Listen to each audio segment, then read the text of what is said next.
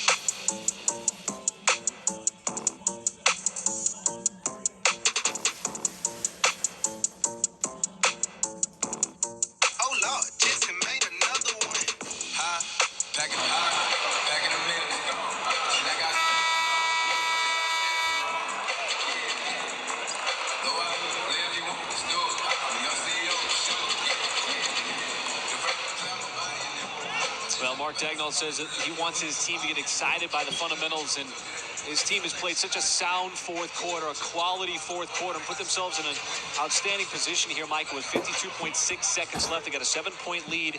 How do they finish this off? Well, you know the Timberwolves got to chase you, so just take care of the basketball.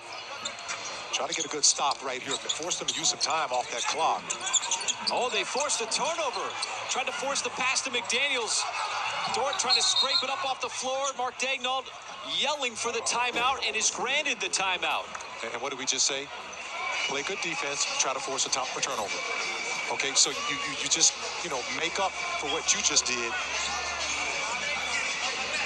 Now Kenrich Williams, who's been marvelous on the night, slow to get up.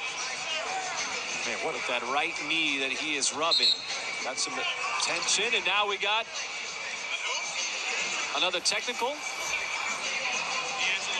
Yeah, he looked like he's kind of asking to get out of the game. D'Angelo Russell, he is just still jawing with the officials. You see Kenrich Williams there. And he got teed up. D'Angelo Russell got teed up. And that's another technical on Minnesota, which will give OKC a free throw, and he's been ejected. And Sean Corbin is the one who immediately tossed it back to the locker room. But the more concerning thing right now for OKC is Kenrich Williams, who continues to rub that right knee. The Thunder have a great sequence there. They get the turnover, like you said, Michael. They get the tee. Now they're up 7, and they can put this game away at the line. Well, you know the Timberwolves have to chase you down. And, still a good amount of time here left by NBA standards, folks. 44.5 seconds remaining. Thunder up 7 with a chance to make it 8 with a technical free throw coming here by SGA. So there's been 7 tees in the game. 5 on Minnesota, 2 on OKC. You've had 2 Minnesota players get ejected. Gobert on the flagrant 2. D'Angelo Russell in frustration with under a minute to go. And the Thunder, Michael, have been the team that has been more composed throughout this game, going back to the first half. There's been a lot of emotions. There's been a tight whistle. The Thunder have not only played through a tight whistle and the emotions and the big plays, but also big runs by Minnesota. That's right. Absolutely. And now to the Thunder, the Timberwolves have to chase you, and they have to foul. And that's just playing smart basketball. And you're right. For the youngest team in the NBA, the Oklahoma City Thunder, and the second youngest team in NBA history, to hold on to their composure is impressive. Getting out-teched, which is exactly what you want. Giddey is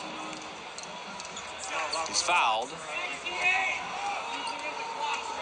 And the Timberwolves played that right, tried to let the play develop where they can try to get a turnover. And after 4 or 5 seconds came off the clock, so I could look at Chris Finch, head coach for the Timberwolves, they fouled. And I think that, when you talk about the game ball in situations like this, you can go down the Thunder's roster, and you can see where players have made an impact. And this guy right here has made a big impact. Josh Giddey. He had some huge shots in the second half, 3 threes. Thunder just don't want to foul. Let Minnesota chuck up as many shots as they want. There's a putback by McDaniels, who's really a non-factor throughout the night. Shea will float it up, just get it across the timeline and try to run clock and get fouled, which is what happens to Dort.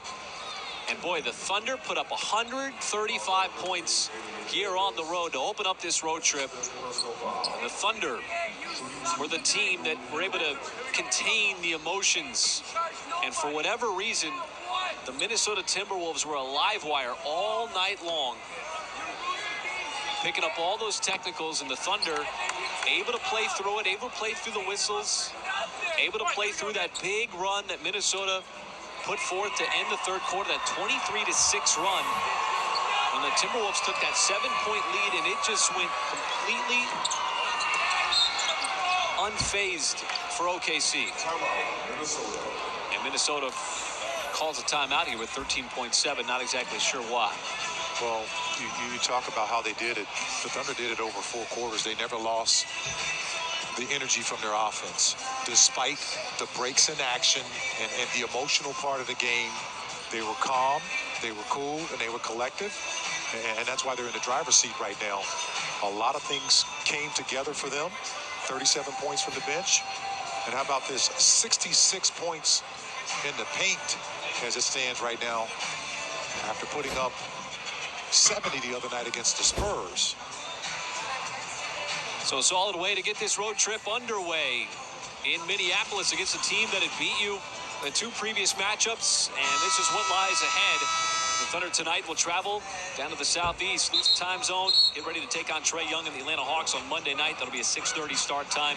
And then over to Memphis, another playoff team in the West.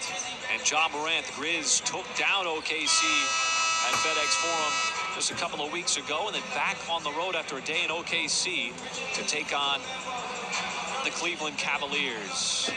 That'll be another 6:30 start time. And both these teams have done a good job of getting to the paint. The Thunder have 20 points in the paint in this 4th quarter alone. 66 for the game. A massive amount of points in the paint to get in 1 quarter. So 13 seconds left to play this one out. Don't foul if you're OKC.